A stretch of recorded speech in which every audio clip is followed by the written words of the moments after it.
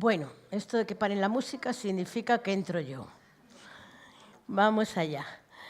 Bueno, vamos a hacer ahora un ratito un taller. Vamos, el taller tampoco es que os vaya a poner deberes ni que tengáis que hacer nada, pero sí que es verdad que vamos a meternos en temas prácticos, en temas un poquito ya de gestión, de operativa, etcétera. Y en temas que yo creo que nos interesan tanto a las personas que están aquí representantes de empresas como a las personas que estáis aquí representantes de administraciones públicas y del sector público en general, ¿vale? Entonces, lo primero que voy a poner es lanzaros un vídeo que, bueno, pusieron en Madrid, en el Focus Group de la Unión Europea que hicimos de compra pública socialmente responsable y de contratos reservados, que lo pusieron como ejemplo de buena práctica. Es un vídeo del Ayuntamiento de Valladolid sobre una contratación de un contrato reservado que hicieron entre pues, una empresa de inserción que se ocupaba de atender a la gente con problemas y que la contrataron para gestionar el albergue municipal. Bueno, lo van a contar el caso con mucho detalle y muy bien explicado. Es un ejemplo de sinergia, estoy hablando en castelán, perdón, é un exemplo de sinerxia perfecta entre o que un contrato reservado, neste caso, non é a prestación dun servizo que é para xestionar o albergue entre persoas que entenden todo da materia, que traballaban en empresas de inserción, é unha necesidade que tiña o Concello de que xestionaran ben ese recinto, esa entidade, sobre todo nos tempos de pandemia. Entón, como vos lo decía, é un exemplo que sempre está unha práctica, unha boa práctica. Hai varias en España que se consideran como boas prácticas e que, bueno, xa vos contarei despois onde podedes acceder a elas, de condicionantes sociais que se inclúen na contratación pública, pero este en concreto era respecto aos contratos reservados que é o xeto da xornada de hoxe, vale? Entón, vamos alá.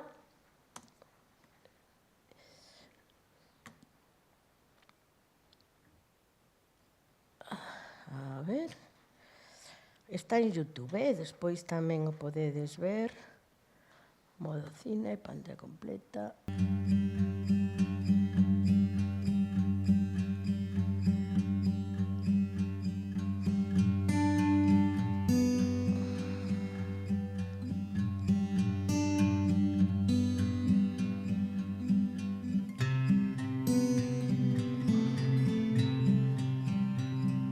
Ha habido un antes y un después y hemos cambiado el paradigma para poder trabajar. Anteriormente se trabajaba en una actitud, un marco de baja exigencia, se le daba alimentación y alojamiento a las personas sin hogar, pero a partir del COVID, en que por la situación sanitaria que se produjo a nivel mundial, se tuvo que dar una respuesta 24 horas de alojamiento a personas que estaban en calle, se habilitó de forma urgente el centro que actualmente tenemos como albergue municipal y desde ahí es donde se planteó sacar un contrato reservado para este tipo de actuaciones, porque teníamos que ampliar fronteras. Se planteó con el COVID una intervención intensa en 24 horas y que además ofrece otros servicios, como es el servicio de centro de día, en el que personas que no están alojadas se sienten en calle o por diferentes circunstancias ves interesante el poder participar del centro de día de personas sin hogar y pueden acudir como centro de estar y también como partícipes en actividades organizadas dentro de este espacio de centro de día. La metodología de atención centrada a la persona es lo que nos está guiando y para eso tenemos que verlo desde un contexto global, de ciudad, de comunidad. Para eso se tiene contacto continuo en un trabajo en red con las entidades del tercer sector que ya se venía trabajando desde hace muchos años.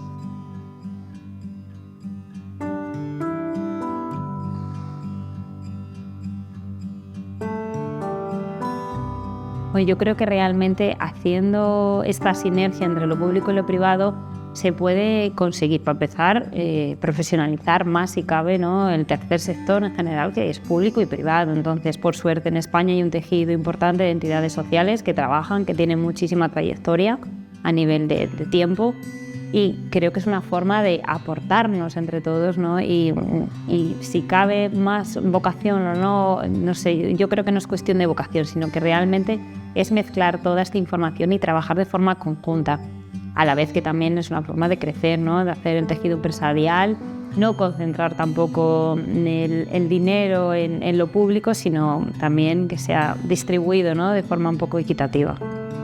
Los resultados, pues bueno, están siendo bastante positivos. Pues yo creo que la gran ventaja que se ha conseguido con el cambio de modelo ha sido conseguir un centro abierto en el cual esté integrado en la comunidad, en la sociedad, y desde ahí se parte a dar el apoyo a las personas, pero en comunidad, es decir, y tener esa atención de los profesionales de forma continuada, 24 horas, significa un gran cambio de modelo. Eso quiero pensar que es que realmente este modelo de atención centrada en la persona está trascendiendo y que realmente estas personas han conseguido engancharse de nuevo, ¿no?, en su etapa vital.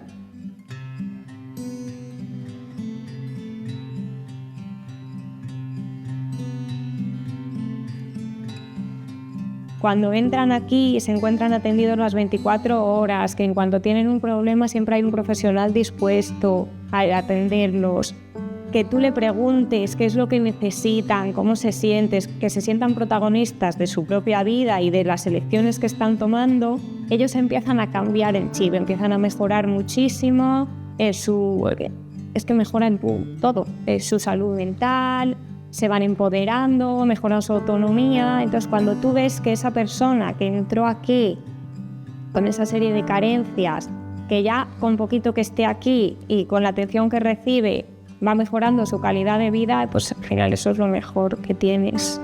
Crean un vínculo con nosotros, y aquí hay mucha gente que viene después de un año, después de varios años, y te cuenta, pues mira, sigo trabajando, estoy aquí, ahora me he alquilado un piso, ahora tal, ahora esto. Las cláusulas sociales son necesarias, imprescindibles, porque no partes de una contratación pura y dura, partes de un trabajo previo, contextualizado también dentro de una comunidad, dentro de unos objetivos, dentro de unos planteamientos de intervención comunes.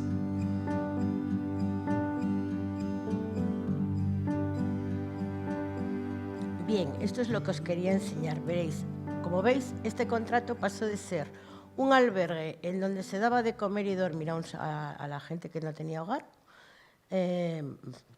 Pasou dun albergue que dábase de comer por a xente sin hogar, simplemente comer e dormir, supoño que xestionado por unha cociñeira, un porteiro e nada máis, a ter un servicio asistencial integrado de axuda e con competencias profesionais idóneas e aptas para facer eso, o seguimento do tratamento da xente que está en esas condiciones de vulnerabilidade. Entón, o servizo o prestaba o Concello e pasou de ser un servizo con moi pouquiñas exigencias a ser un servicio moito máis potente gracias á integración dunha empresa de inserción ou un centro especial, non sei exactamente que era, pero bueno, na levanza dese albergue. Para que vexades que ás veces temos que darlle así un poquinho de volta aos pregos, as necesidades que temos, como mellorar esas necesidades desde un punto de vista social e por onde podemos avanzar nesas formas de actuar, que dase moito, sobre todo nos contratos de servizos, vale? O contrato de suministro sempre é unha cousa máis medida, no que, bueno, tenemos que incluir cláusulas sociales, bueno, ainda que servizos, o máis será que se sean medioambientais. Pero, bueno, nos contratos de servizos é moi fácil que moitos servizos que prestan as administracións públicas e o sector público teñan ese plus de avanzar millorando a prestación do servizo, en este caso, vinculado a un contrato reservado, como era este, cunha entidade social. Ben, entón, este era este caso, pero tedes que ter en conta que... sí, aí va, que fixen, que eu alío... Bueno, volvemos aquí. Tedes que ter en conta que as empresas se dedican a moitísimas cousas, non solamente a prestacións de asistencia social, senón que fan cousas, construyen cousas, fabrican cousas, reparan cousas. E aquí é o momento no que me gustaríame moito pedir a todos os representantes que hai aquí de empresas de inserción e de centros especiais de emprego que se levanten, se presenten, digan a que asociación representan e que actividade económica teñen. Hai un tema, todas van a ter como obxecto social a incorporación de persoas en grados de vulnerabilidade, en estados de vulnerabilidade ao mercado laboral, etc. Ese vai ser o obxecto social que atopedes en todos os seus documentos constitutivos, vale? Os digo efectos de contratación porque é un tema que... Pero, si é certo que logo eles definen tamén a súa actividade económica. Entón, en ese aspecto, supoño que terán o IAE tamén, como os demais. Pagarán o IAE ou estaredes exentos, supoño. Non estades exentos de IAE? Pois mira que hai exencións de IAE. Non xa, pero digo que hai moitas exencións do IAE por a primeira actividade, non chegaron... Igual, a mesma que... Vale, non tedes unha exención específica, tedes as mesmas requisitos. Bueno, pois eso. Pero é certo que non podedes pedir e exixirles que no seu obxecto social veña exactamente esa actividade económica, porque é certo que a maior parte dos seus obxectos sociais van vinculados a traballo de integración laboral, vale? Pero as súas actividades económicas sí. Entonces, os representantes de empresas que se levanten algún e que pouco a pouco vamos facendo unha rolda, se queredes, e decides a que os dedicades e que ámbito de contratación vos interesaría desenvolver.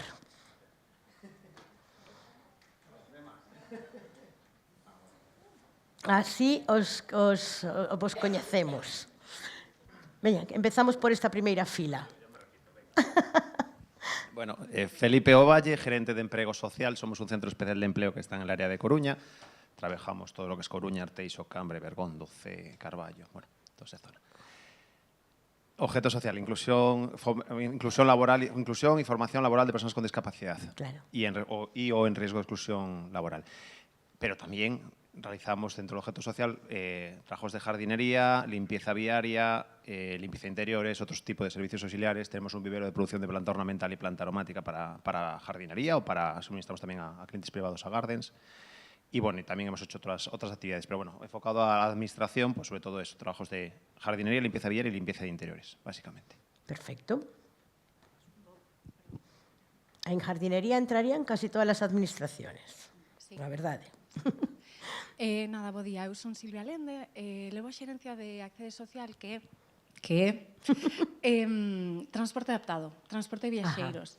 Entonces, por un lado, o obxecto social, creación de oportunidades laborales para a integración de persoas con disca, centrada no transporte de viaxeiros, centrada especificamente no adaptado, e tamén facemos formación precisamente para profesionalizar todos os perfiles, tanto de acompañamento, pois promocións para carne de conducir bus. Cal é a idea? Hombre, de entrada, que poidan traballar con nós.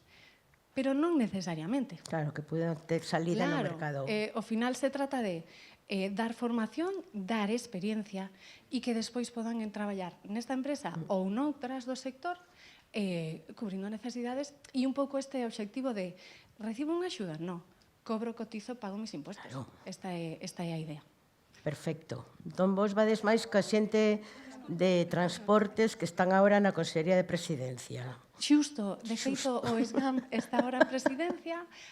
A parte de centros de día do consorcio. Tamén o consorcio, claro, sí. O Consorcio Galego de E en sanidade, pois no Sergas tamén algo podedes. Claro. Pero cas ambulancias, eso non sei como teñen regulado eso. Son licencias diferentes. Mellor sí, política social ou polo consorcio, sí. Xusto. Moi ben. Hola, bo día. Doute a espalda, Elena. Nada. Nada, son Charo González, empresa de inserción Corpo Integral. A entidade é a Fundación Érguete, nosa promotora, e nos dedicamos a traballos de forestales, jardinería, todo o que ten relación con o medio ambiente, temos brigadas de desbroce, e tamén temos un traballo que é específico relacionado con un proxecto do Concello de Vigo, que é Cuidadores de Barrio, que é atención a persoas en situación de dependencia, o sea, dependentes, pero na calle, para facer os seus recados. É un exemplo diso, pero é un proxecto relacionado moito coa administración local, neste caso. Ai, non sei por que me pongo nerviosa. E nada máis. De que ter que actuar sin saber que ter que actuar. Bueno, eu son Eva Martínez, da Roupa Santiago. Somos unha empresa de inserción. O noso promotor é Cáritas, somos o brazo social de Cáritas. Pertenecemos tamén á Cooperativa Nacional Modarré, a nivel xa nacional. Dedicámonos á xestión de residuo textil e a toda a xestión da roupa de segunda man, ofrecendo oportunidade claramente á reinserción das persoas. Moi ben. Son os contenedores vermellos que vedes na... Bueno, en algún blanco, estades cambiando o color. Pois a mí gustábame o vermello, ves? Era así como... Ah, non me digas, sí, pois que pensei que era unha sinal identificativa vosa, porque era moi chamativo, a verdade. Bueno. Voy. Buenos días, yo soy Fernando Tellería, trabajo en Yermas Hospitalarias, en Betanzos. Llevamos 100 años allí trabajando en discapacidad intelectual y llevamos 23 con una lavandería que era un centro ocupacional. Nos pareció que ya era el momento de convertirlo en un centro especial de empleo. Estamos a la espera de la inspección de trabajo para que nos dé el último visto bueno y ya ser un centro especial de empleo. Trabajamos con Felipe, que ellos todo lo que es jardín, cuidado, lo que no es, digamos, monte, nos lo cuidan ellos. Y a través del centro especial de empleo conseguiremos la inserción de todas las personas residentes usuarias que tenemos y son susceptibles de inserción, pero ya nos hemos tenido que abrir a nuestro entorno, Betanzos, hasta Coruña, Arteixo, porque demandamos más personas. El nuestro es un caso muy fácil llevamos 23 años lavando, dar el paso era muy sencillo. Claro. A experiencia, un grado. Bueno, bos días a todos e a todas. Eu son Rafael Pichel, son de Ilunion. Ilunion é o grupo de empresas da ONCE, a súa fundación. Eu dirijo unha lavandería industrial aquí en Santiago de Compostela. Somos ahora mismo en plantilla uns 200 traballadores, 210. Lavamos sobre todo roupa para hospitales, hoteles e moita roupa vestuario laboral. E nada, esa é a nosa función. E xa tedes moitos contratos públicos, non, vos? Sí, nos estamos lavando ahora como públicos todos os hospitales da OSI de Pontevedra, as de Orense, e pois como contratos reservados temos dous así bastante pequeniños que é de vestuario laboral, de gestión de vestuario, como é o Laboratorio de Saúde Pública ou a Inspección Veterinaria. Pero vos xa competides en reservados, non?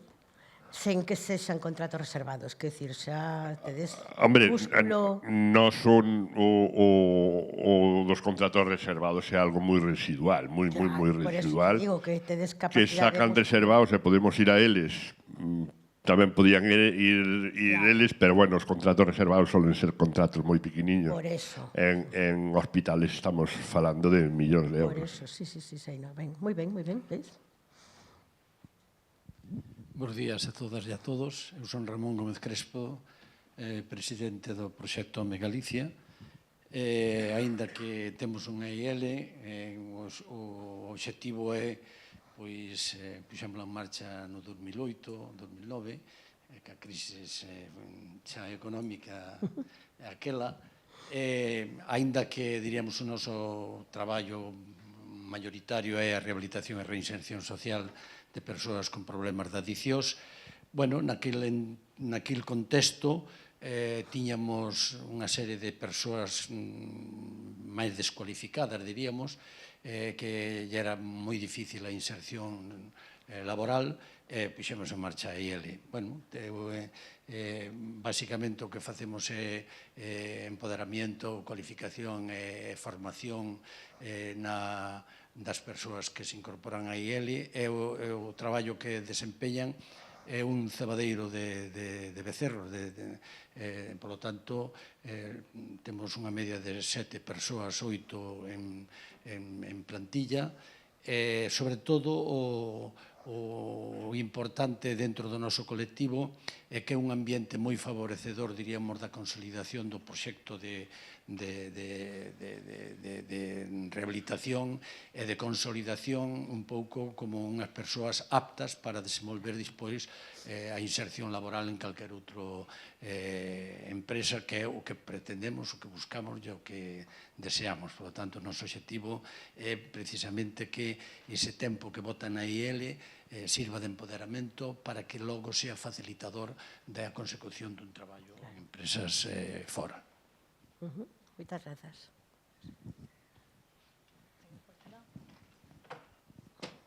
Hola, eu son Maica Beltrán, pertenzo a Vivir do Traballo, que a nosa entidade promotora é Boa Vida. Estamos na zona de Pontevedra. Pontevedra e aledaños, non? Porque cada vez nos demandan tamén máis apoio dos concellos do alrededor. Nos especializámonos sobre todo que en textil, recollemos textil, reutilizaje, recollemos tamén para reciclaxe, pequenos, o sea, enseres, bueno, pequenos e cada vez máis non tan pequenos os enseres, e un pouco tamén de pequeno electrónico. A verdade é que aquí hai que decir, en base a nosa experiencia, que a sociedade está cambiando moito e que cada vez todos e todas reutilizamos e reciclamos cada vez máis. Creo que é un campo que aí boto o guante ás administracións que teñen que, gracias pola concienciación que fan, e que apoyen as empresas de inserción, non? Que aí temos un bo canal para insertar a toda esta xente. Temos neste momento a 11 persoas traballadoras. Nos gustaría moito poder chegar a máis xente, chegar a máis concellos e traballar aí, codo a codo.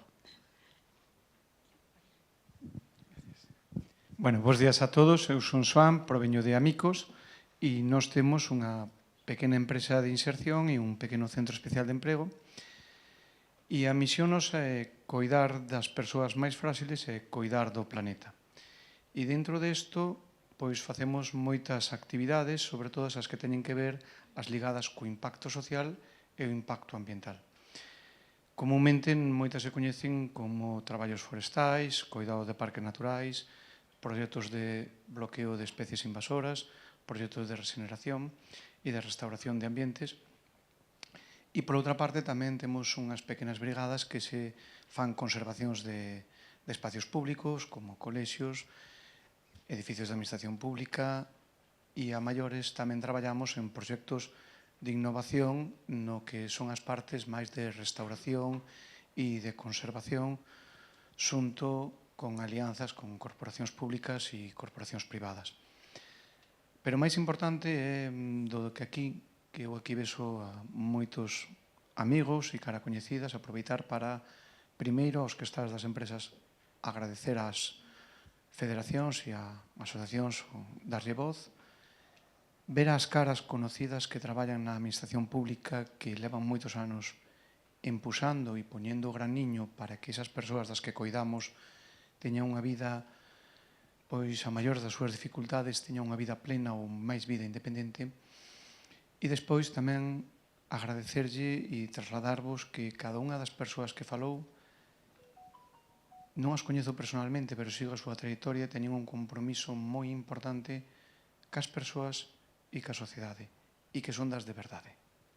Estas empresas que son das de verdade, e creo que son as empresas que ahora mismo necesita a sociedade e o mundo para xirar un pouquiño o ritmo e esta, a veces, deriva que levamos. Elas son a clave para cambiar e transformar a sociedade. E que con un pequeno granciño de area dun contrato reservado, crédeme que se fai moito e se pon a semente para que florezca e evolucione esta sociedade que a veces tanto criticamos e que cun pequeno gran podemos cambiar. Gracias por asistir e, sobre todo, por escoitarnos e poñernos cara. Gracias, Xan. Hola, eu son Javier, traballo nunha asociación de persoas con discapacidade intelectual, a Asociación Aspas, aquí en Santiago. Nos, dedicámonos un pouco á discapacidade intelectual e a todos os ámbitos da súa vida, Nós non creíamos no tema dos centros especiales de empleo. Nós temos agora un centro especial de empleo, pero por finales dos 90 empezamos con proxectos de inserción laboral en empresas ordinarias e, bueno, pues bastante ben. Había esos proxectos europeos e funcionounos moi ben. Pero quedábanos moitos perfiles de personas que non éramos capaces de leválo á empresa ordinaria. Entón foi cando rompemos a nosa filosofía de non creer nos centros especiales de empleo e dicir, pois temos que ir por aquí. Non queríamos ser empresarios, pero vamos a ter que meternos empresarios. E non é o noso objetivo, pero o noso objetivo é dar traballo ou posibilidades ás persoas. Entón, constituímos ese centro especial de empleo alá polos anos 2002, 2003 aproximadamente. Eu creo que temos un contrato. Acórdome que tuéramos unha reunión co Concello, co alcalde de Santiago, que era Sánchez Bugallo naquele momento, e veu por a asociación e dixeron, que queredes? E dixenlle, cartos non, quero xardíns. E dixo, coño, deso teño. Pero claro, mirei po presidente meu, miroume con mala cara e dixenlle, bueno, cartos tamén, claro. E aí empezamos a nosa primeira, digamos, andaina no tema ese na xardinería. Isto naciu a actividade de xardinería, que, bueno, hoxe basicamente seguimos con ese parque, concursou moita xente, e, bueno, reservado non sempre, ao principio non era reservado, agora xa é reservado, incluso ten a subrogación do personal, o sea que, bueno, eu estou tranquilo que, ainda que nós perdamos o parque, os traballadores siguen, que é o noso objetivo, non? E despois, bueno, empezamos con eso, tamén fixemos, e conto esta anécdota porque a veces non tes a actividade, pero se hai voluntade desta parte técnica da administración, pois a veces surgen cousas así. Había un señor en Teo que tiña unha explotación de maceiras e nos collemos, el xubilábase, collemos esa explotación de maceiras e empezamos a comercializar as mazás. Entonces, cando colles as mazás, can moitas. E dice, que facemos con todas estas? Que can? E díxonos alguén, en Boqueixón, en Sergude, hai un centro de cabalos que é danlle de comer mazás. É dicir, alá me vou a venderlle as mazás ao centro. E dime, non, tens que ir á Consellería de Medio Rural. Fun á Consellería de Medio Rural, falei con un subdirector, e dime, por suposto, claro, porque salíanlle moito máis baratas as nosas mazás que ya estaban comprando na frutería. E 2 semanas despois, ou 3 semanas, chamoume e dime, oye, e podríades levar ao centro? Nós non tiñamos ni idea de cabalos. Nin seguimos tendo, pero, bueno. Entón, pois empezamos outra actividade por unha iniciativa dun subdirector que tiña un problema nese centro porque, bueno, levaba a determinada empresa que lle daba moitos problemas e aí empezamos esa nosa actividade e levamos, pois, eu creo que aí falabades que no ano eran 25.000 euros da administración. Eu creo que esos datos están mal porque non xa levábamos, creo que desde o ano 2014 ou así, levando ese centro.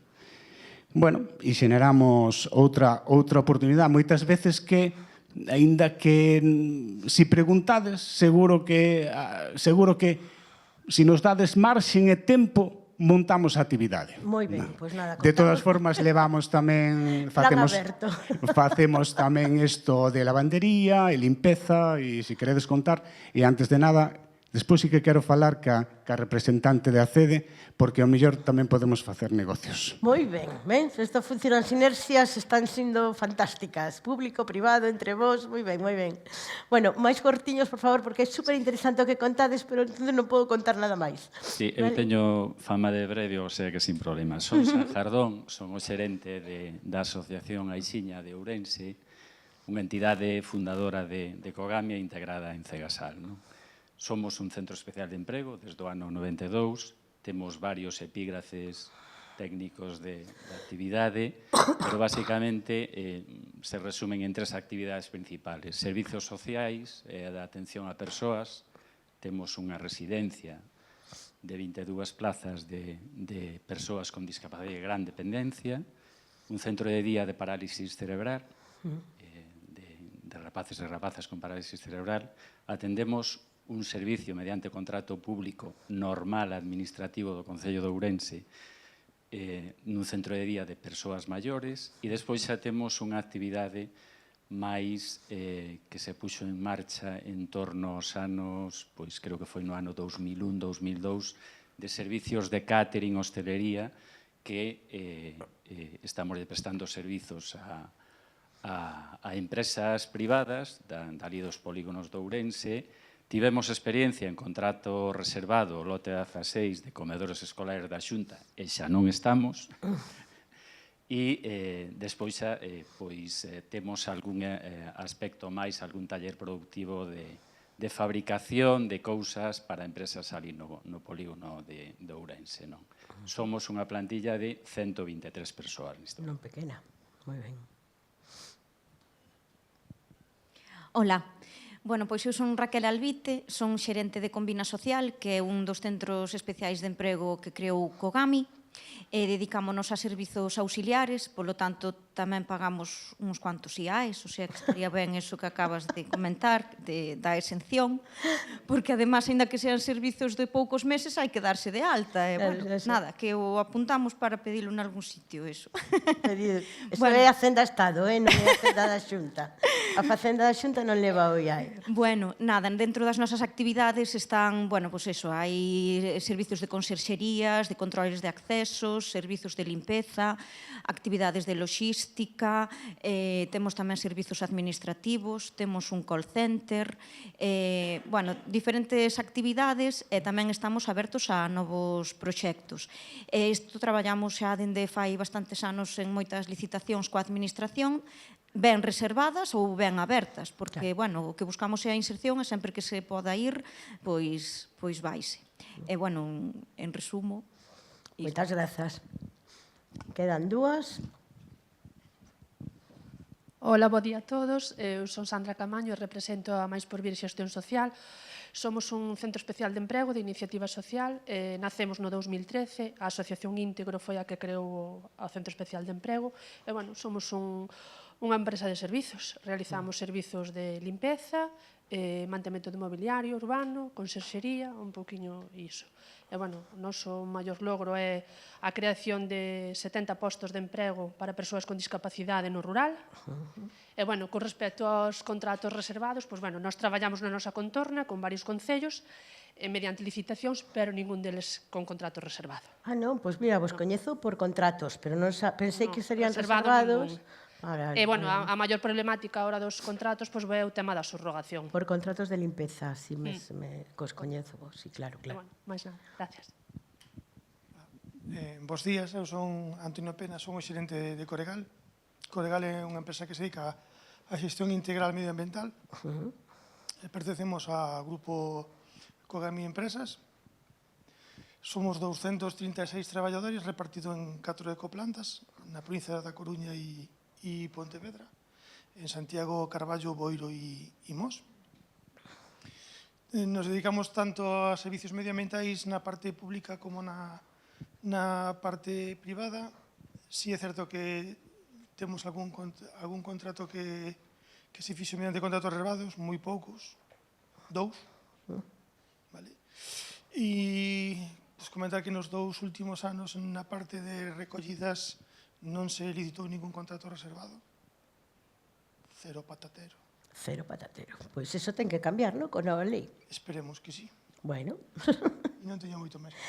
Bueno, entón, partindo de que sabedes que fan moitas cousas, o tema é como sabemos o que fan, como sabemos como encontralos, como atopalos, cousas deles. Entón, este é o catálogo do que vimos falando casi todo a mañán, en distintos momentos da conversa, porque, claro, todo o mundo é consciente de que esta é unha ferramenta fundamental para que os órganos de contratación busquemos as entidades sociais, porque sempre vos dicen, a administración non vai ir a buscarvos. Tedes que aparecer, darvos a coñecer vos, ou ter ferramentas como sería esta, en onde sexa moi fácil atoparvos. Claro, que problema ten este catálogo? Primeiro, este catálogo está fenomenal. Xa dixeron antes que foi pioneiro en España. Están todas recollidas, porque, mirade, entrades aquí, consulta o catálogo, e temos aí todas as entidades sociais. Asociacións, centros especiais de emprego, comunidade de mancomunidade de montes, confradías de pescadores, cooperativas, empresas de inserción, fundacións, mutualidades, sociedades agrarias de transformación e sociedades laborais. Aí está todo o que é a economía social galega. Ben, que pasa? Que sabedes que os contratos reservados só van dirixidas a dous tipoloxías moi concretas, que son as empresas de inserción e os centros especiales de emprego de iniciativa social, porque aquí están todos, os de iniciativa social e os de iniciativa privada. Entón, o primeiro filtro que necesitamos e que temos pedido á Consellería e que polo que vexo xa está traballando nel, bueno, Fara non lo pode contar máis tarde, o primeiro que lle pedimos sempre foi haznos dentro deste catálogo, dentro dele, porque tampouco hai que facer cousas distintas, dentro deste catálogo, como un apartadiño específico para os órganos de contratación, tanto autonómicos como locais, de calquera, que dime solamente as empresas de inserción laboral e centros especiales de emprego que están en Galicia. Con eso xa temos acotado o firmamento do xeto. Bien. Dentro desto, a maiores, temos outro pequeno problema, e é que, mirad, poñemos todas as empresas de inserción da provincia. Bueno, a actividade, como todas as actividades, ao non estar tipificadas, xa é un problema. Porque as actividades poden ser falarse de distintas formas, cada un ten unha forma de expresión, a mellor ten a mesma actividade, pois xardinería, pois mantemento de xardís, en outra pon xardinería, en outra tal. Entón, que lle pedimos tamén neste catálogo como millora? Como toda contratación pública traballa cunha codificación europea que se chaman CPVs, que son uns arboliños que van desagregando por actividade hasta un grado de especificidade moi grande de eu construo pilas para móviles, pois nada, empezando por arriba, entonces te pedimos que se adapten as actividades que constan en cada ficha de cada unha das empresas como a actividade principal ou secundaria, que se poida facer unha búsqueda por CPVs.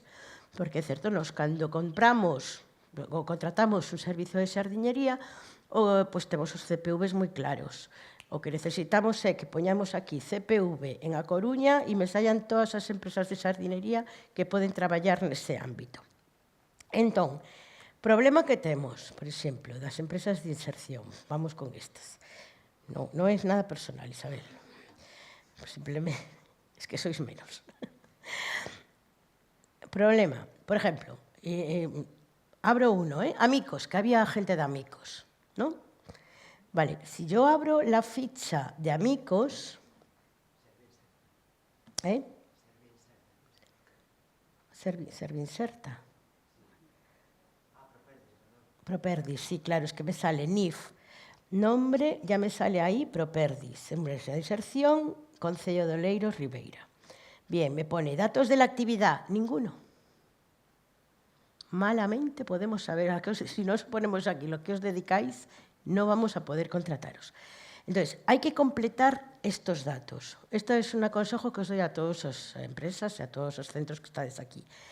Tedes que atender ben esta ficha e tela o máis completa posible, dentro dos datos que actualmente se piden. A maiores, en previsión de que podamos ter pronto en produción unha versión lite, digamos, para a contratación pública, é moi conveniente que vayades vinculando a vosa actividade cos CPVs para que nos teñamos un buscador que nos faga rapidamente atopar as empresas idóneas para o ámbito necesario para proceder á licitación. Vale, vamos a coller outra, a ver se esta ten a materia, porque o problema que tiñamos... Queredes soplarme unha ou non? Cal? Cormo integral. Esta.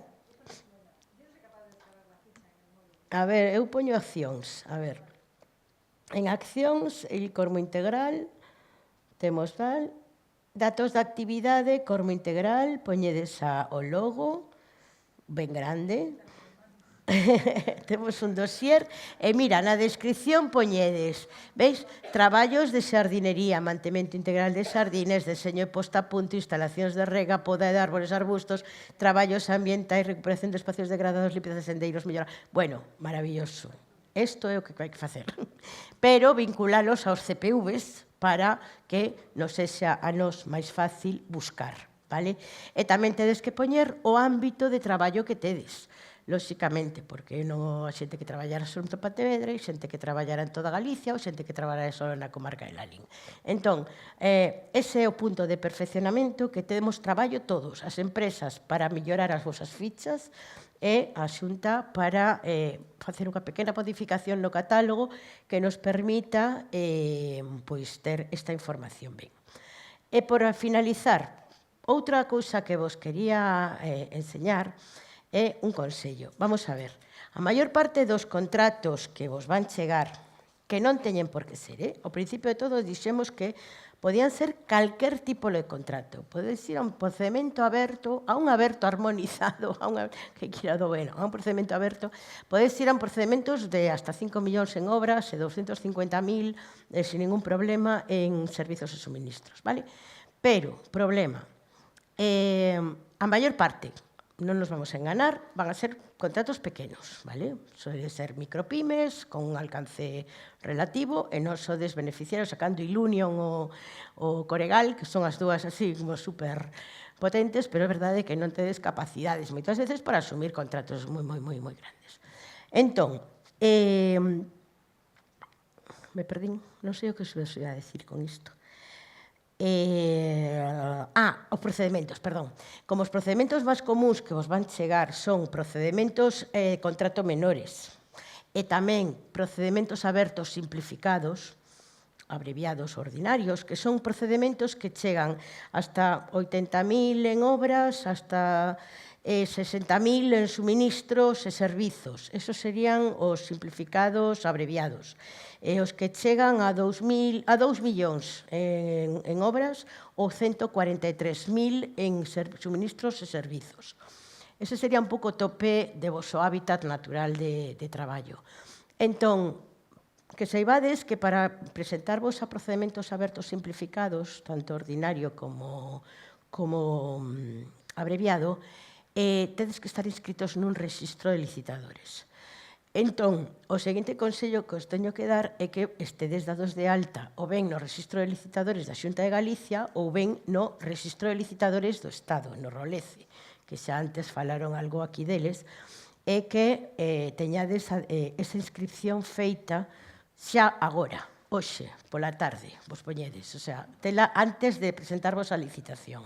Porque se esperades a ter unha licitación que vos interesa para daros de alta, no noso rexistro, teño aquí as persoas que o levan, en 2 días o tedes listo, vale? Pero no Rolece non, tamén vos lo digo, no Estado non tedes en 2 días listo a inscripción. Entón, a outra página que vos quería enseñar é que poñedes SICON, que é Sistema de Contratación Galicia.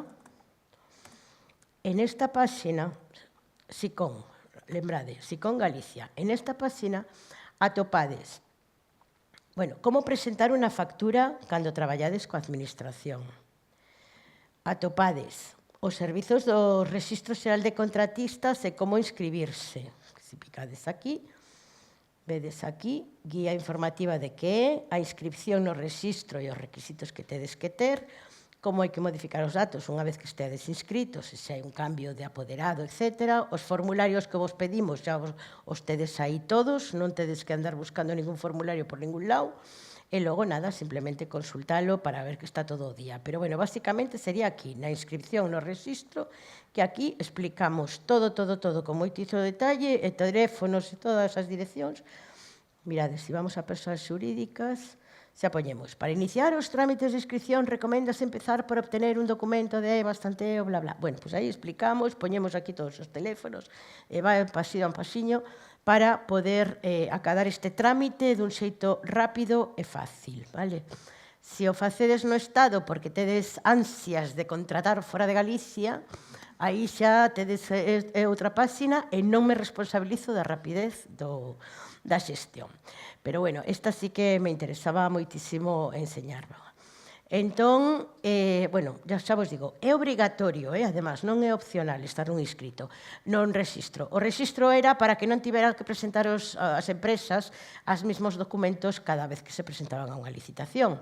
A escritura de Constitución, quen é o apoderado, todos os documentos. Entón, que facían? Se registraban, en Galicia leva funcionando desde o ano 95. Se metían nun rexistro e nós somos fedatarios de que temos esa información e poñemos os datos nun papeliño que chega a todos os órganos de contratación de Galicia, non só das xuntas, sino tamén dos concellos, co cual é un documento que é moi importante que teñades ben ao día e, a partir de aí, vai ser facilísimo presentarvos a licitacións públicas. Pola miña parte, bueno, he pensado contaros algunha cousiña máis, pero, bueno, pouco máis queda. Esta páxina de interés, que sí que é verdade. A ver, espera, que yo no cogí el PDF y claro, estamos como estamos. Estamos con el PowerPoint, cancelar, no guardar. ¿Dónde tenía yo el PDF de aquí? Taller PDF, aquí está. Que es que así linkeo mejor, claro. Bueno, recomendaros esta página de la Comisión Europea, que es la de la compra pública socialmente responsable, ¿vale? En donde podéis encontrar, luego le ponéis como tengo yo, el traductor automático de Google, para que me ponga todo en castellano pitando. Pero bueno, aquí encontraréis 3 documentos que me parecen muy, muy interesantes. Uno es una guía para contratar socialmente, la guía de contratación socialmente responsable que emitió la Comisión Europea, que es muy importante que la tengáis muy interiorizada. Luego, un documento que lo tenéis en castellano de 71 casos de buenas prácticas vinculados a todo este tema también de la contratación social. Y este otro, que no lo habéis nunca, pero había, que es de un grupo de LinkedIn. Bueno, es que ayer lo intenté abrir, pero es verdad que tenía que buscar mi cosa de LinkedIn y esto de tener siempre abiertas las sesiones, no pierdo todas las contraseñas. Entonces no me pude meter. Pero bueno, realmente me pareció muy interesante porque hay un grupo de LinkedIn de actores, o sea, de empresas, entidades, etcétera, que trabajan en la contratación social con impacto, ¿vale? Con lo cual, bueno, esos documentos me pareció muy interesante que también eso, que accedáis a ellos para ver que es una política de verdad nada nueva, muy potenciada por la Unión Europea y por la Comisión y bueno, que muy bien valorada en todos los aspectos. Y por mi parte del taller terminamos y así entramos un poquito en hora en la última mesa. Esto es una gincana, ¿eh? Oye. ¡Hala! ¡Arriba!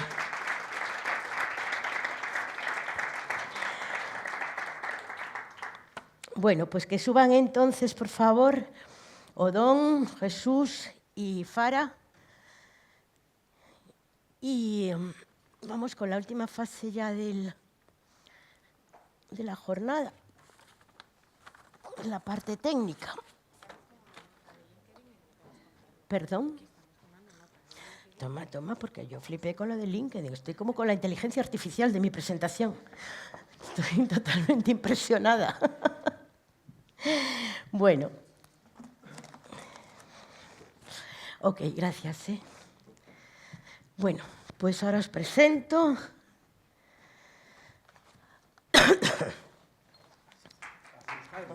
Como academia, venga. A ver, esto va para aquí, vale. Bueno, pues estamos ahora en una mesa técnica. Ya no va a ser de cosas de políticos. Pero bueno, pues no, que fueron muy buenos, que no dijeron, no se pusieron a hacer discursos.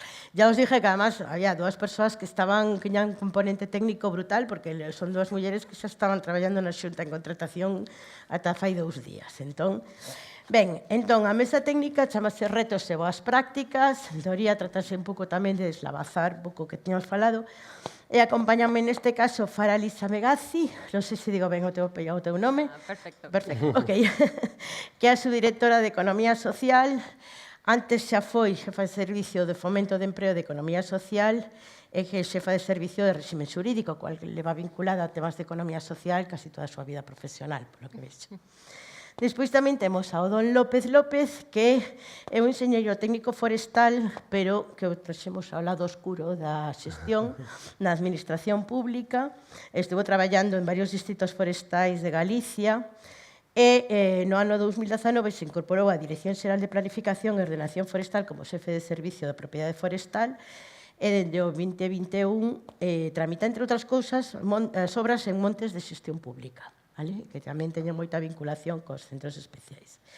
E tamén temos a Jesús García Blanco, que xa empezamos a ser casi parella de feito neste tipo de actividades, que, bueno, ten un currículum así como impresionantemente maravilloso, vamos, licenciado en Dereito pola Universidade de Santiago, licenciado en Ciencias Políticas pola Universidade de Salamanca, máster en Administración de Sociedade da UNED, letrado por oposición da Comunidade de Castilla e León, letrado do Consello Consultivo de Castilla e León e do Tribunal de Recursos de León, letrado do Consello Consultivo Galicia e agora vocal de Tribunal Administrativo de Contratación Pública da Comunidade Autónoma de Galicia, do TACAL, que é o que resolve todos os recursos nunha primeira instancia que se interpoñen contra as actuaciones de calquera administración pública galega.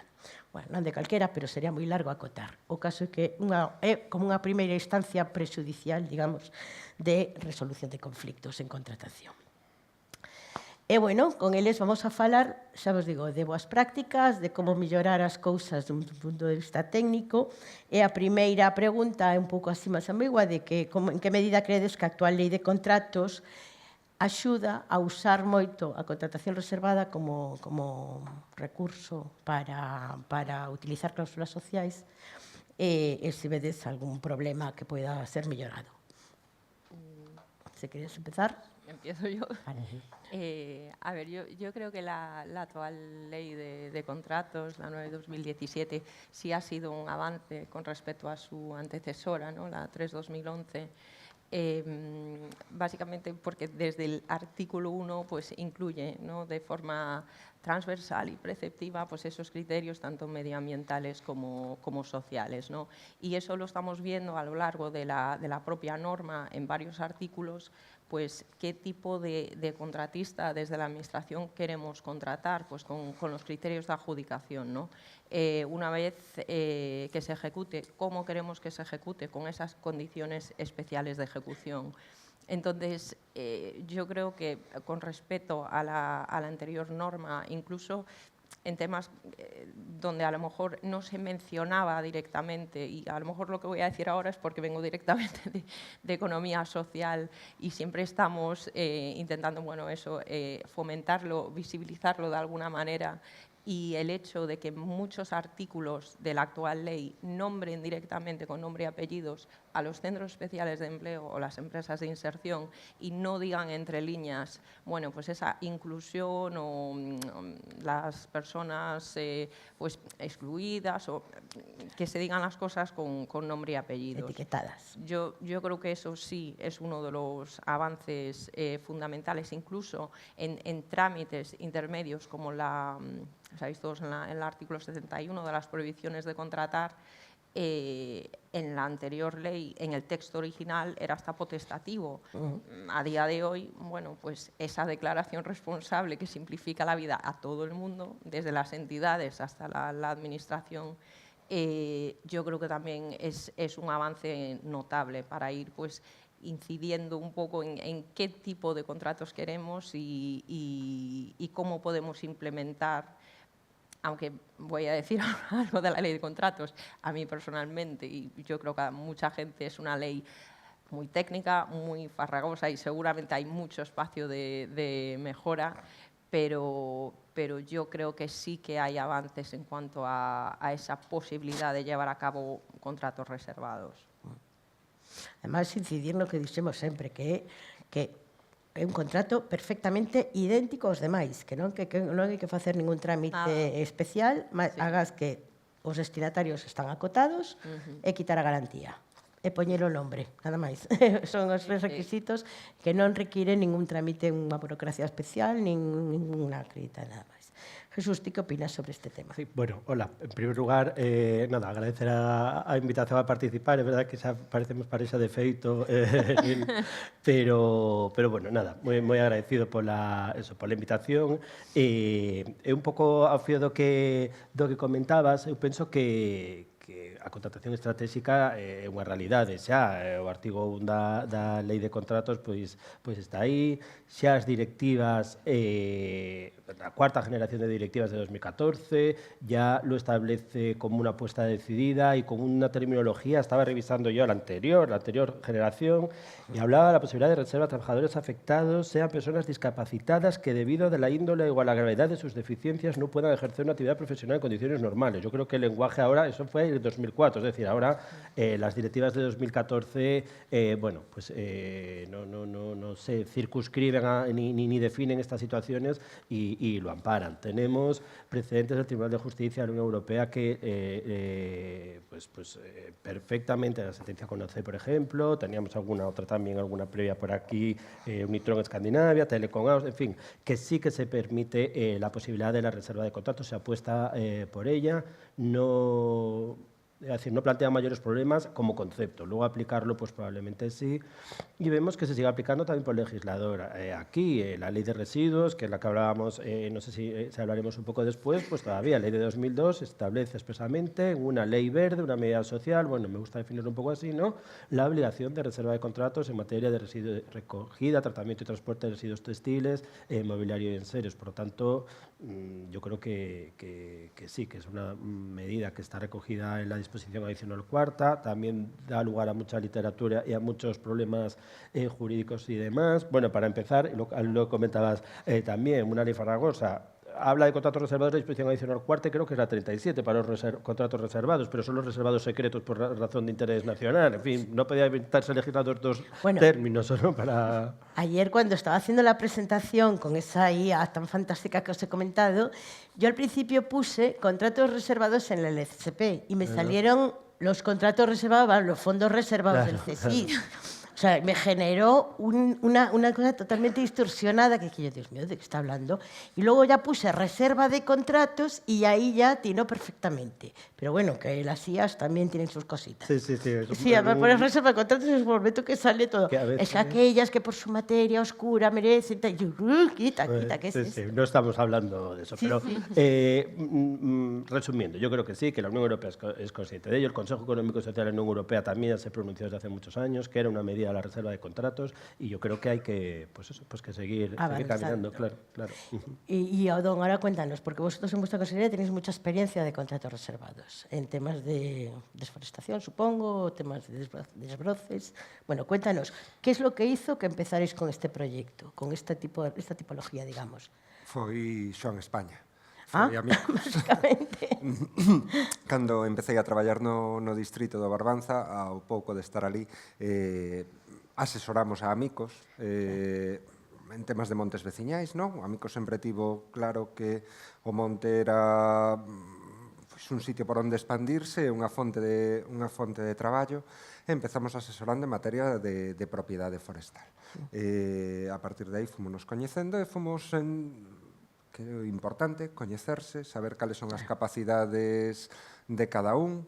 Eles foron crecendo, foron avanzando, cada vez demandaban de nós máis cousas, houbo camiños que remataron en nada, outros que colleron moita forza, pero de todos sacaron unha experiencia e nós íbamos vendo como as súas capacidades crecían ata o punto de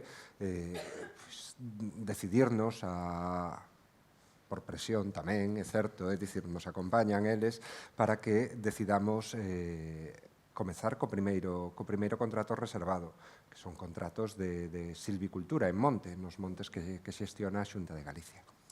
Por toda Galicia ou Comezamos reservando e por agora reservamos en Coruña e Pontevedra, que é onde temos un pouco a masa crítica de empresas que poden acceder a eles.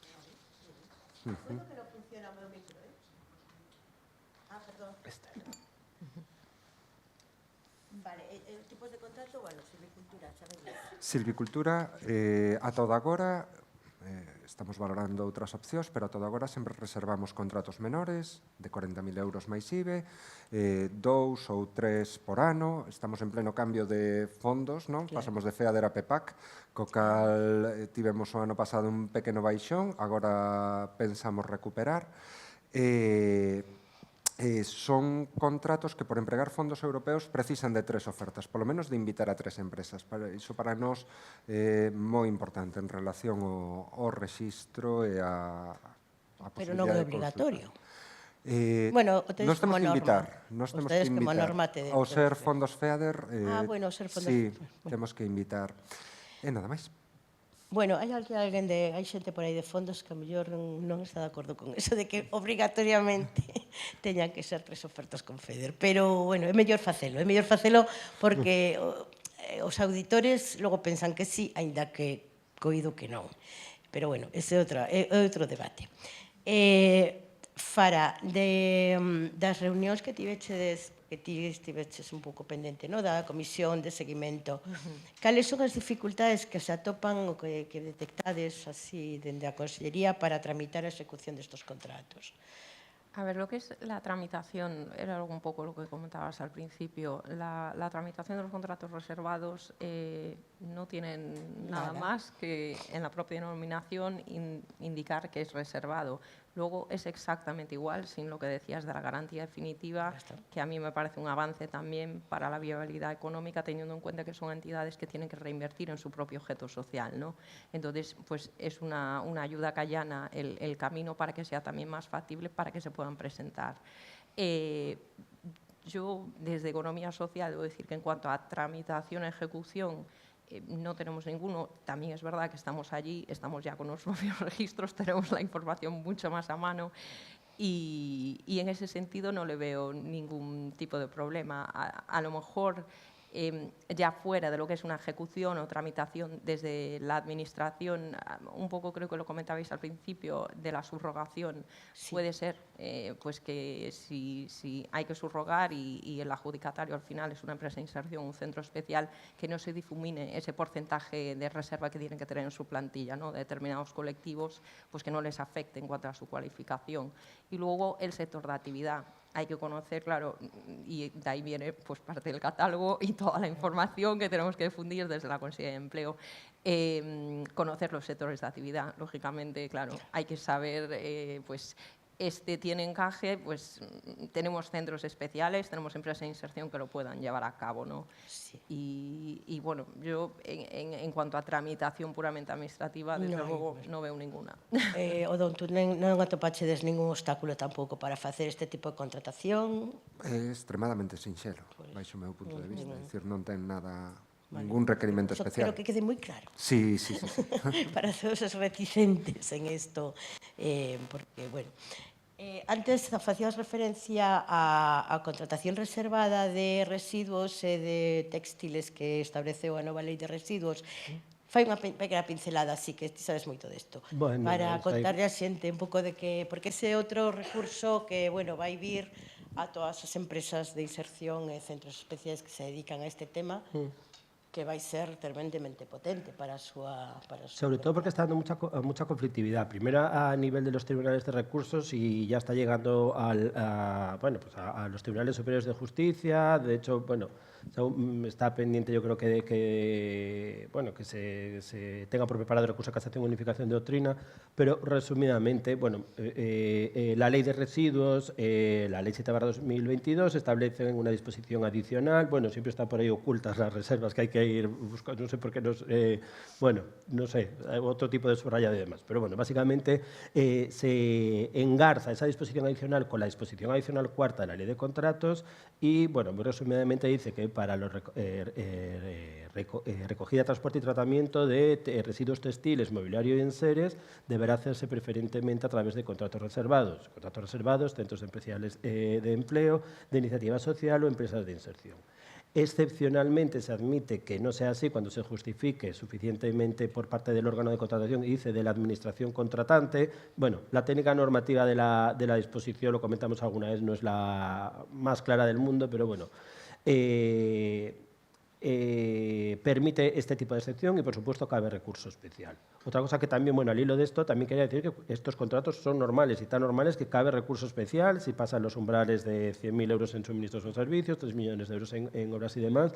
Y, bueno, pues hay una doctrina que también se está generando por parte de los tribunales que bueno, pues intenta clarificar, por supuesto, las resoluciones de los tribunales administrativos están sujetos a la jurisdicción contenciosa y diga el Supremo o el TSJ nuestro y demás, pero bueno, sí hay algunos avances, yo creo, algunas resoluciones que yo creo que son de interés. Pero en relación con esta de los residuos, pues nos han llegado ya al TAGAL varios recursos, también el resto de comunidades, de hecho, la última reunión de coordinación de tribunales se planteaba, en el que hay una cierta reticencia, lo cual nos choca un poco, pues un poco por lo que estáis hablando, ¿no? Son contratos normales que se ejecutan de una manera normal, que no plantea mayores problemas, pero hay una cierta reticencia y, poco por simplificar, es el problema ahora, el que de la cuestión es hasta dónde se entiende justificado o excepcionar que no se haga vía contratos reservados.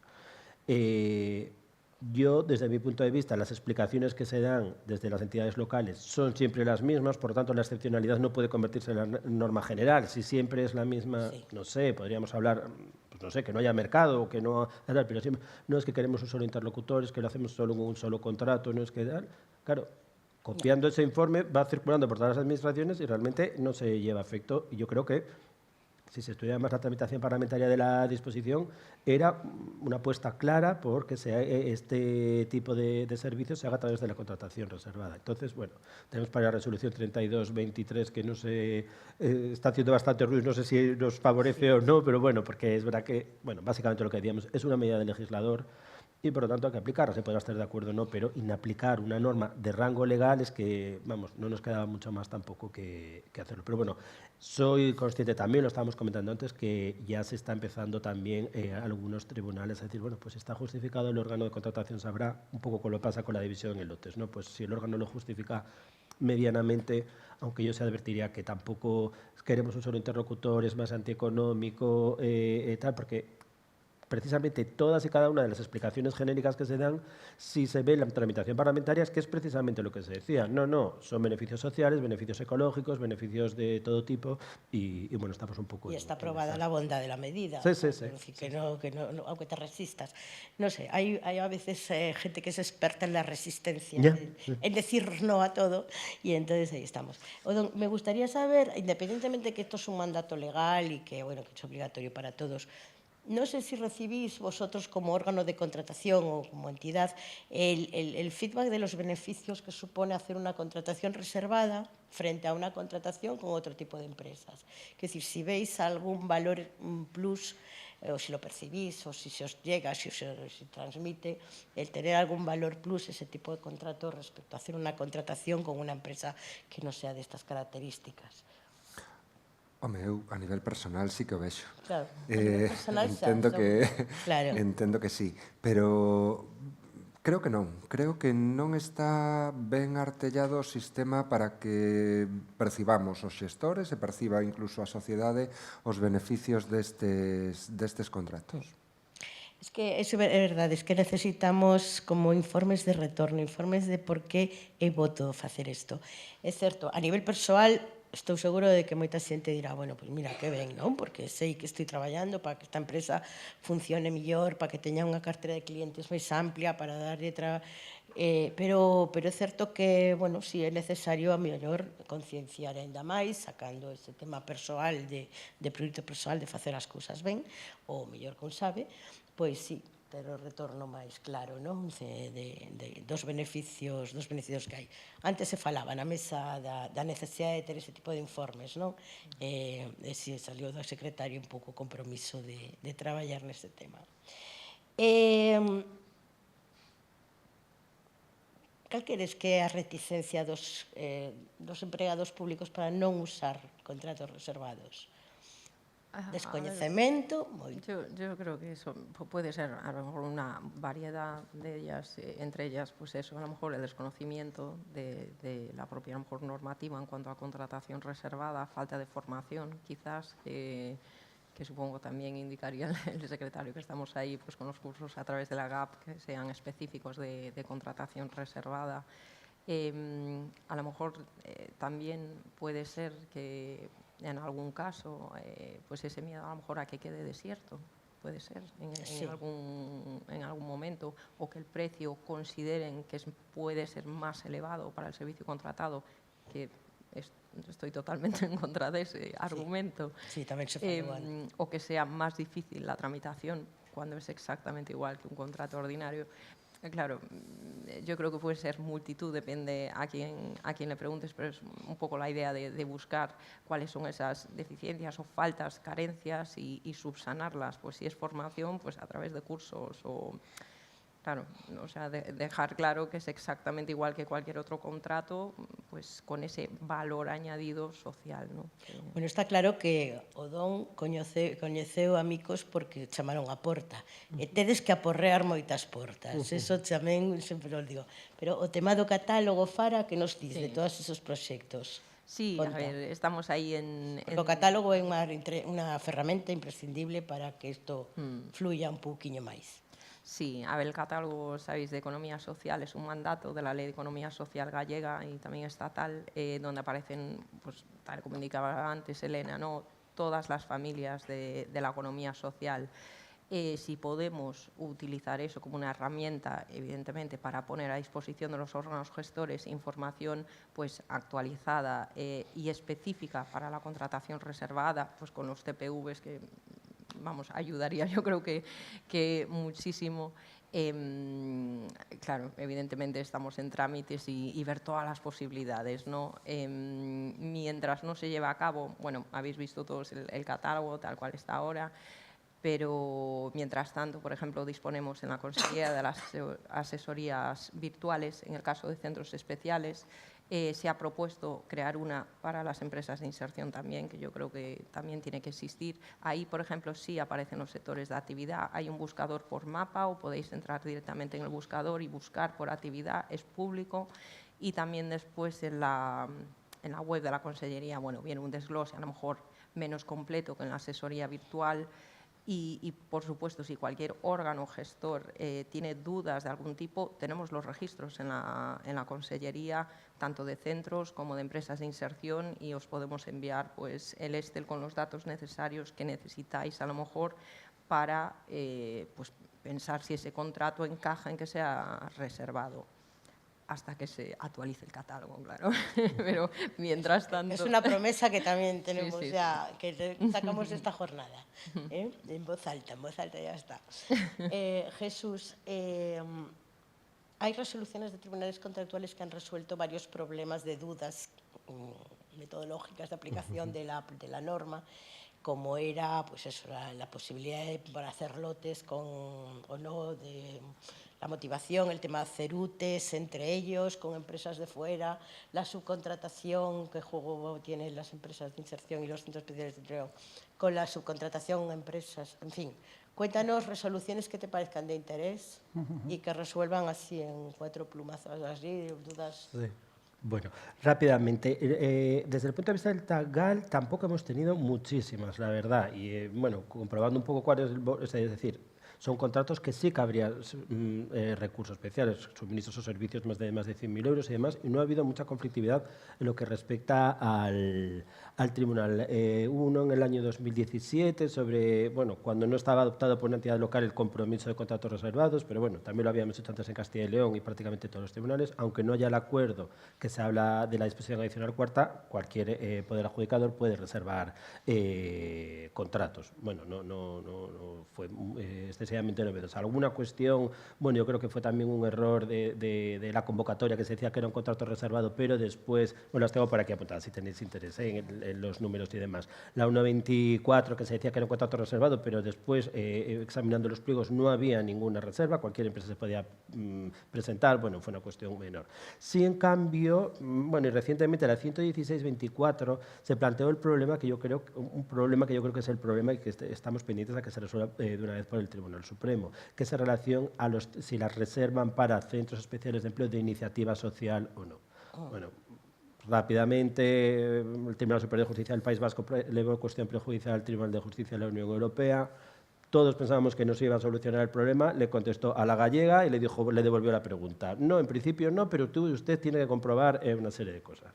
El Tribunal Superior del País Vasco dijo que la ley, que la literalidad de la ley, bueno, que no se permitía esta reserva a centros especiales de empleo de iniciativa social. Tenemos alguna sentencia del TSJ de Cataluña, por ejemplo, que dice que sí. Bueno, la cuestión es que está pendiente de resolución. Hay muchas cuestiones en la ley de contratos, me supongo que todos los que la manejáis aquí estamos pendientes ya de que se resuelva una vez por todas por el Tribunal Supremo. No podemos estar resolviendo a través de principios generales del derecho a la proporcionalidad. También, no sé si a algunos os suenan las certificaciones energéticas de tal, lo que es proporcional, lo que no, bueno, es que lo que es proporcional para el órgano puede no serlo para el tribunal y después para el Tribunal Superior de Justicia, luego para el Supremo, en fin.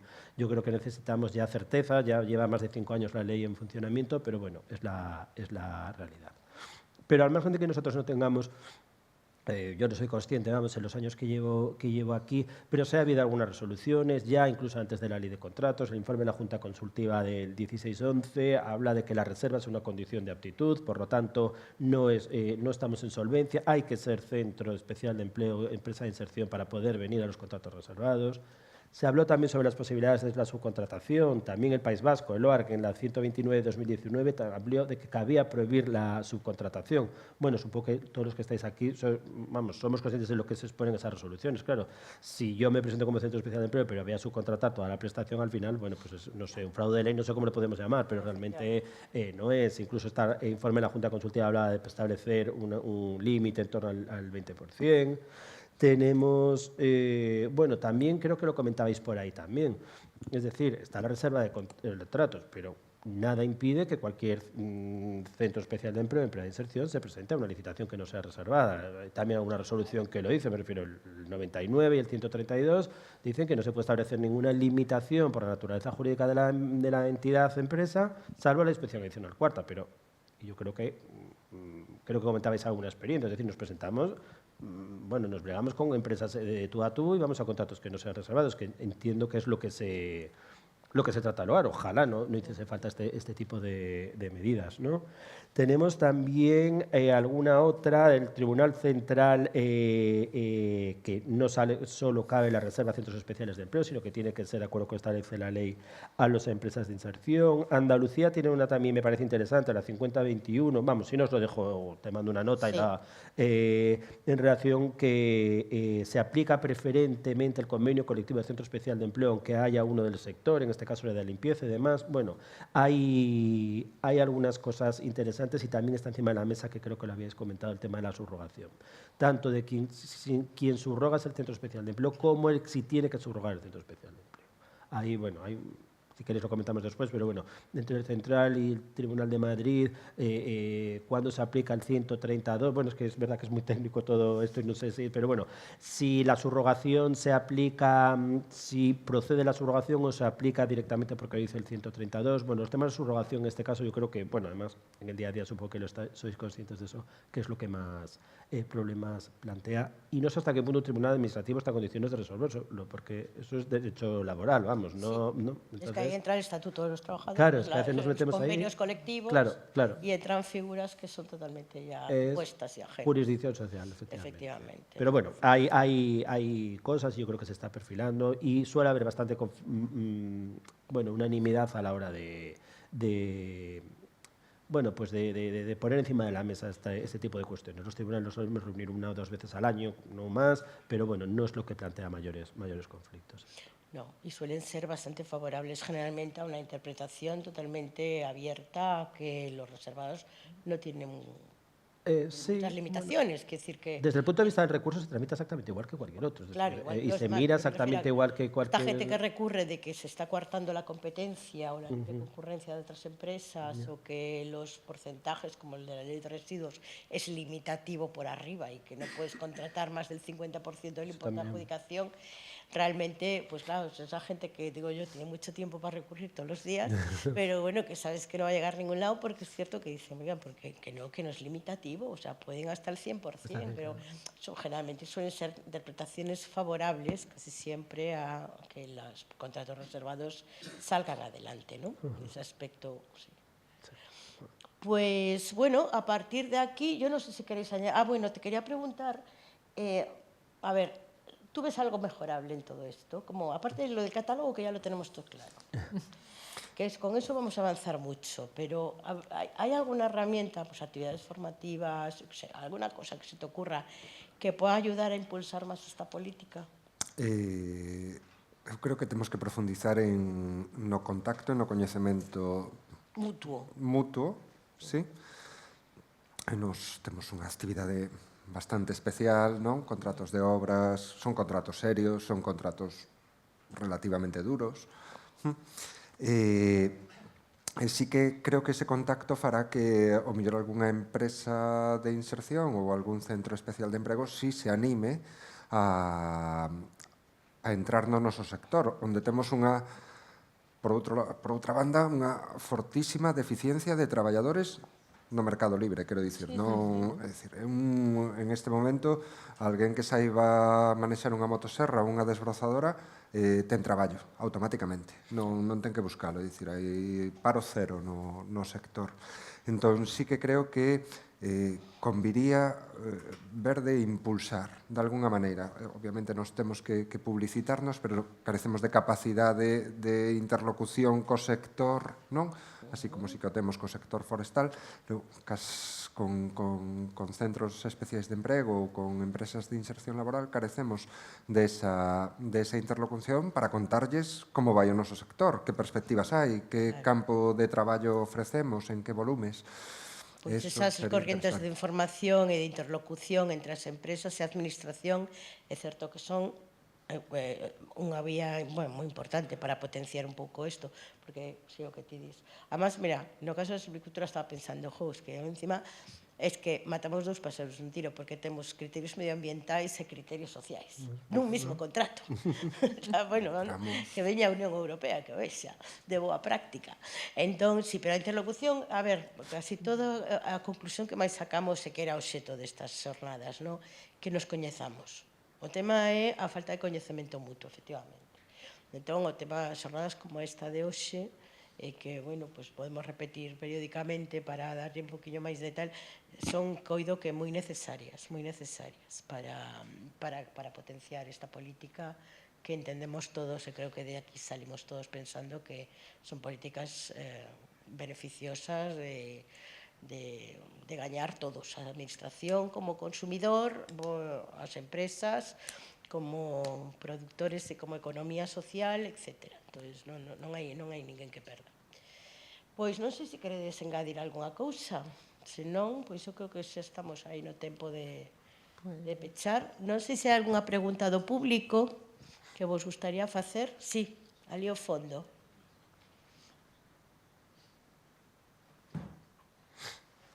Hola.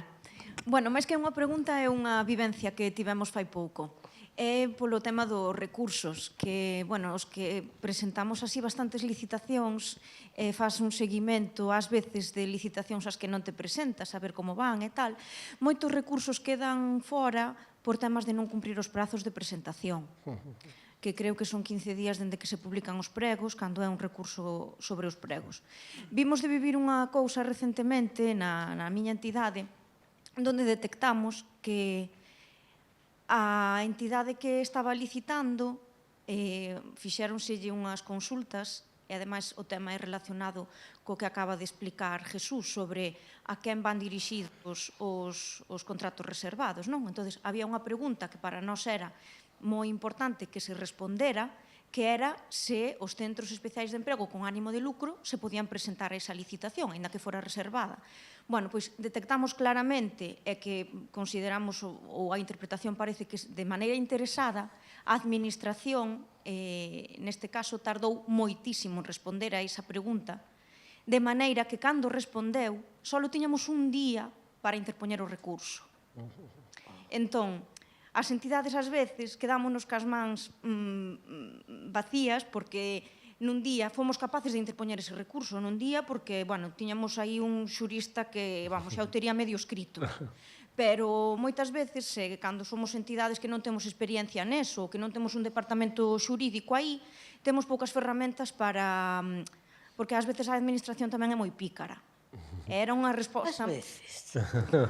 Era unha resposta moi fácil de dar e tardaron 15 días en responder a esa resposta e cando responderon dixemos, madre mía, aquí sí que cabe interpoñer un recurso. E tivemos 24 horas para presentar. Entón, bueno, solamente o digo como experiencia, pero que quizáis iso dos plazos moitas veces quedan recursos fora, que polo contido, pois... Es verdad. A ver, el sistema de plazos de recurso especial, es verdad que su nombre lo dice, pero no sé si somos tan especialísimos como las especialidades que tiene el recurso. Es verdad que los plazos, la disposición adicional 15ª, cómo computar y demás, pero bueno, resumiendo 15 días hábiles, ojo, siempre que no sean fondos NextGen. Si son fondos NextGen son 10 naturales. O sea que todavía peor. Bueno, pues no quiero seguir porque se está rumoreando que quizás pudiese establecerse el régimen general de 10 días. A mí personalmente... Bueno, iba a decir, personalmente me parece bien porque se inadmitirán muchos más y trabajarán menos, pero honestamente 10 días naturales para un contrato potente, complejo y demás, pues es muy poco. Y a veces lo que dices tú también, cuando el propio órgano de contratación a veces pues no resuelve como debería resolver en los plazos y demás, que también lo padecemos, a la hora que nos manden el informe o el expediente, que el plazo es de 2 días, un día sí son fondos NextGen, es que los plazos son un poco locos. Sí. A ver, el otro día llamaba también un órgano de contratación y decía, oye, 2 días, que es que nos ha presentado aquí un recurso analizando la memoria económica y tal, intentamos ser razonables y efectivamente pues si se entrega en algún caso particular, pues o sea, se envía pues algún bueno, pues pasando este plazo de 2 días no pasa tampoco nada. Pero bueno, lo que dices, pues efectivamente no será una buena práctica administrativa. Lo que habría que hacer pues sería irlo preparando. Es verdad que a veces te hace trabajar en balde, porque si te llegan a responder lo que estabas preguntando, pues ya no deberías, efectivamente, no debería de ser.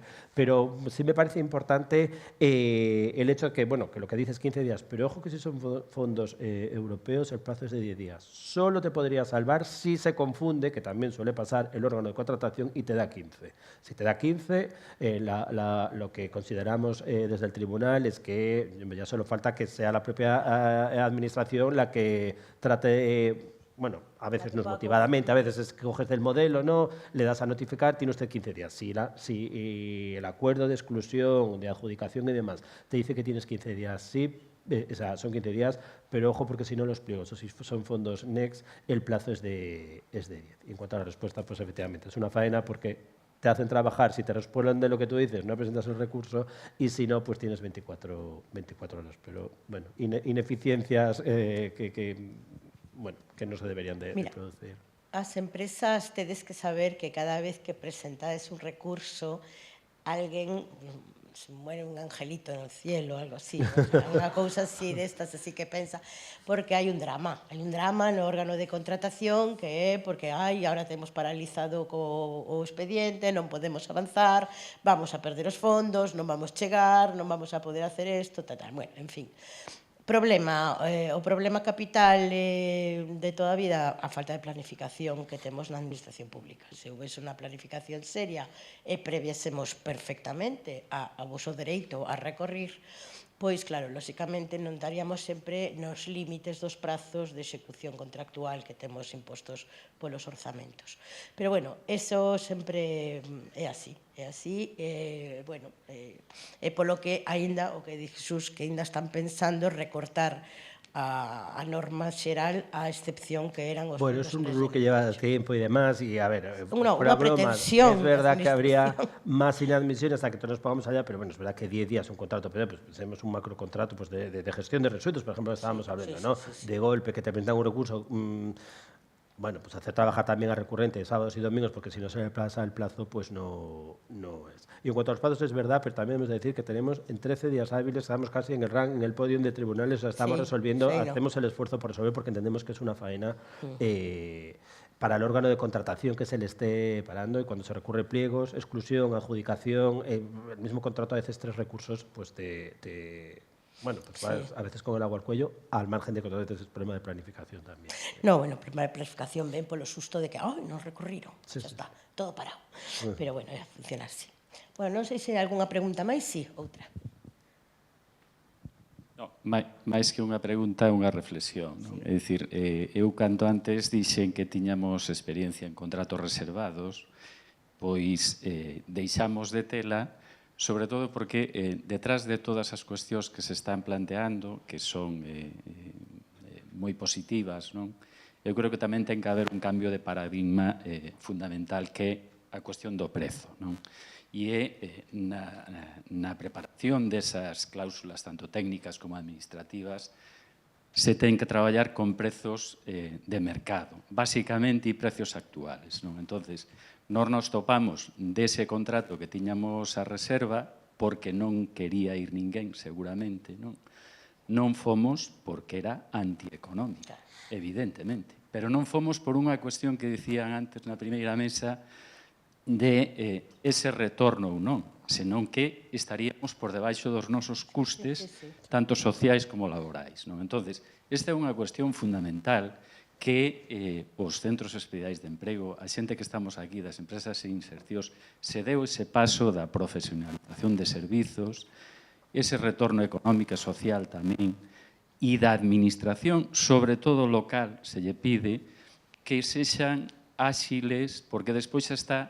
Nós temos procedementos abertos e temos contratos públicos abertos, simplificados, ordinarios, e te metes en toda esa interpretación que decía o ponente de contratos da anterior lei de contratos con cláusulas que se revisan, que están en precario cando esa situación de facto non existe, e te tes que ir a determinadas circunstancias de orixen xurídico para que te den a razón e poidas cobrar, seguramente. Entonces, quero decir que todas estas xornadas eu me quedo que son tremendamente positivas, pero creo que temos capacidade de mellora sustancial.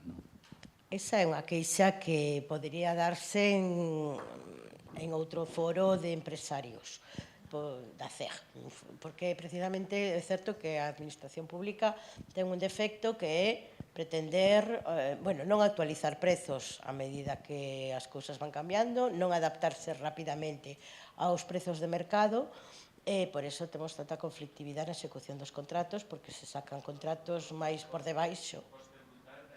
Por eso.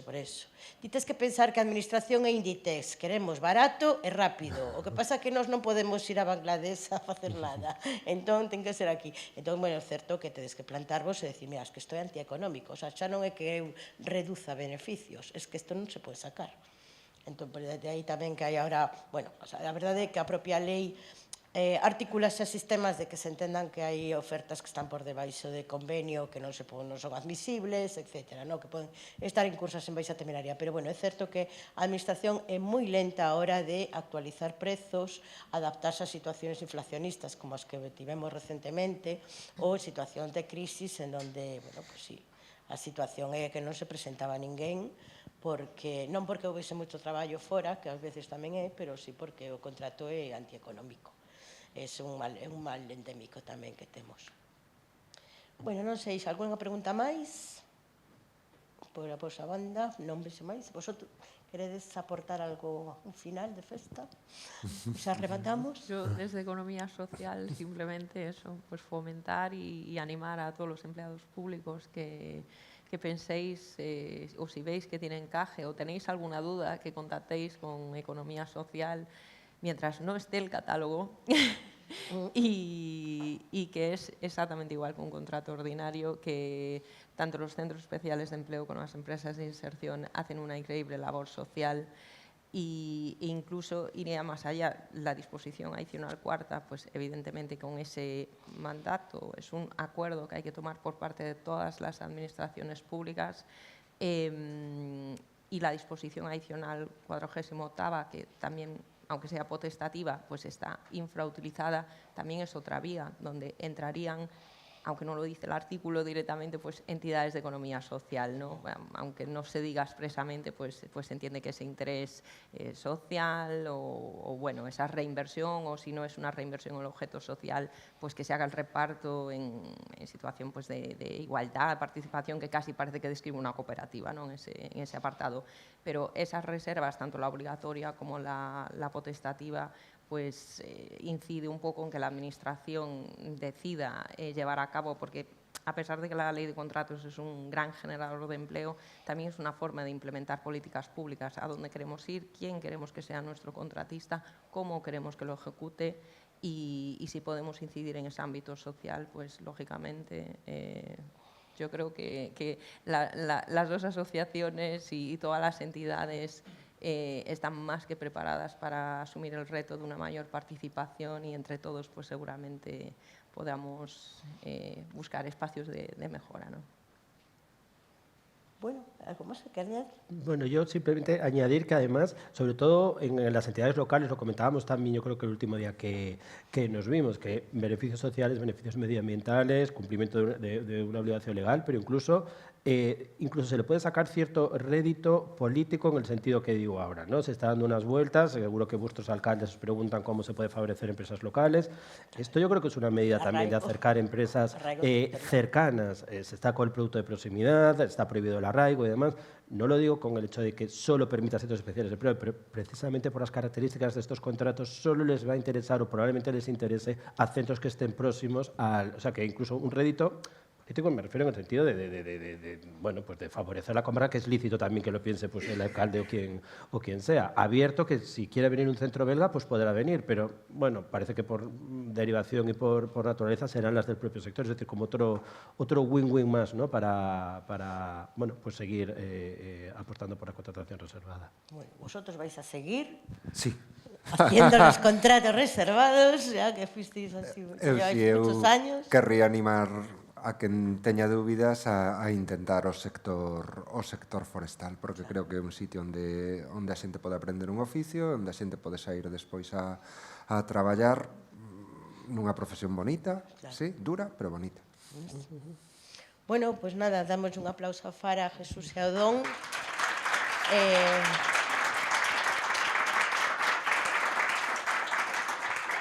E aquí rematamos esta mesa técnica. Moitas grazas.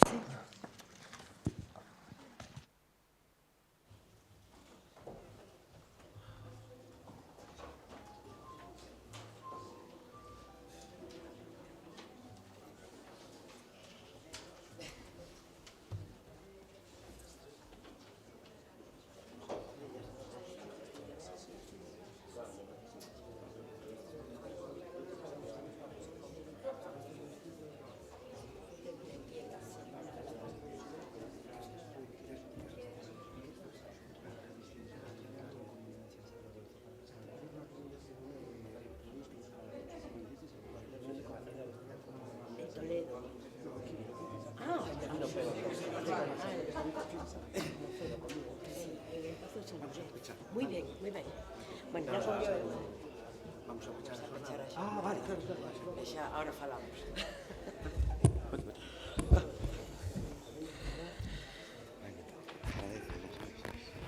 Agradecemos a las mesas. Bueno, chegamos xa ao fin desta xornada, vale? Agradecer a Zara, a Odón, a Jesús, agradecer tamén aos ponentes da outra mesa, a Yolanda, a Amparo, a Pablo, e, bueno, como non, a nosa moderadora fantástica, Elena, pola xornada de hoxe. E gracias a todos os que viñestedes aquí hoxe a, bueno, pois a ter un pouquiño máis de conocemento do que somos, non? Quedou evidente que temos que facer un traballo tanto pola nosa parte de darnos a coñecer e de intercambiar ese feedback de información, non? Cos distintos asentes que estades aquí da Administración. Si que a mellor botamos un pouquiño de menos porque tiñamos un número de inscripción bastante máis elevado dos que estades aquí presentes, e é unha pena porque ao final era unha xornada que, bueno, queríamola facer aquí e queríamola facer precisamente para que todos os técnicos que puderan estar aquí pois tiveran conocemento en primeira persona do que somos, non? Pero, bueno, creo que non deixa de ser unha Pero, como decía o secretario xeral, e Fara tamén, como o noso traballo é facernos visibles, amenazamos con facer máis xornadas como esta e perseguir a todos os que non viñeron hoxe. Exacto, e desde aquí, si podedes ir transmitindo esa información e que animalos a que participen nas próximas jornadas, pois nós sempre estaremos moi agradecidos, non? Sí, en fin, que moitísimas gracias a todos pola vosa presencia. Agardamos que as ideas e estrategias que temos discutido hoxe se materialicen en accións concretas que fortalecen a inclusión sociolaboral das persoas cos que traballamos. Temos que agradecer especialmente, permitídeno, a Elena Barba, a nosa moderadora das dúas mesas, o seu apoio incondicional e o compromiso coa economía social. Tamén a Consellería de Emprego, Comercio e Migración, especialmente a directora xeral e subdirectora de Economía Social. Como vedes, sin vos non conseguimos que isto se materialice de forma transversal o resto de consellerías. Necesitámosvos, xa lle puxemos deberes a Pablo, colleu o guante e aquí estaremos tamén para facer o que nos corresponde pola nosa parte. Sí, esa sen máis, bueno, agradecer tamén a esta empresa de Economía Social que nos bota unha man organizando este evento, a Urdime, e, por suposto, tamén aos traballadores de Cegasal, a Esther, a Monse, e aos traballadores de AEGA, Jesús e Rocío, polo vosso traballo. E nada máis, vémonos na próxima e confiamos en que nos besamos máis nos despachos tamén para ir, pois, bueno, formalizando esta contratación pública reservada. Gracias a todos. Gracias a todos.